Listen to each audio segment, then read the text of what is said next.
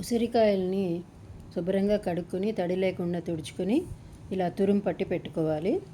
దానిలో ఉన్న తడి చెమ్మ కొంత ఆరేదాకా గాలికి అలా వదిలేయాలి ఒక అరగంట.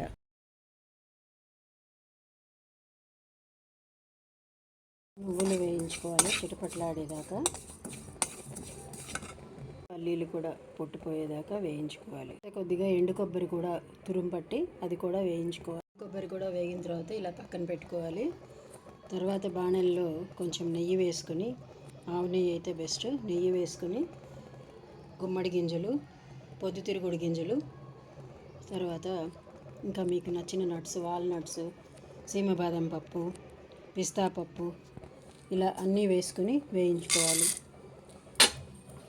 పుచ్చగింజలు కూడా వేస్తున్నాను. పుచ్చగింజలు, ఫ్లాక్స్ సీడ్స్, ఈ నట్స్ అన్నీ కూడా పక్కన పెట్టుకుని వేయించుకొని తర్వాత అదే బాణల్లో మరి కాస్త నెయ్యి వేసి ఉసిరి కూడా వేయాలి. అప్పటికి కొంచెం పొడారుతుంది కాబట్టి మరీ పొడి పొడిగా అయ్యేంత దాకా వేయించక్కర్లేదు, కొద్దిగా మగ్గితే చాలు. ఎండు ద్రాక్ష కూడా వేసి కొద్దిగా వేయించాలి. వేయించిన నట్స్ అన్నీ కూడా పొడి చేసుకొని కలిపేసి ఆ తర్వాత తీపి కోసం బెల్లం కానీ పంచదార కానీ, తాటి బెల్లం అయితే మరీ మంచిది, అది కాకపోతే నౌబత్ పొడైనా మంచిదే. నట్స్ గ్రైండ్ చేసినప్పుడే 4 ఇలాచీలు కూడా వేసి గ్రైండ్ చేసేసేయాలి. ఇప్పుడు నౌబత్ పొడి వేసాం, ఇది కరిగేసి కొంచెం ఉడికిన తర్వాత ఆపేసుకొని చల్లారిన తర్వాత ఉండలు కట్టుకోవడమే. ఇంకా రోగ నివారణ మన ఉసిరి లడ్డు రెడీ.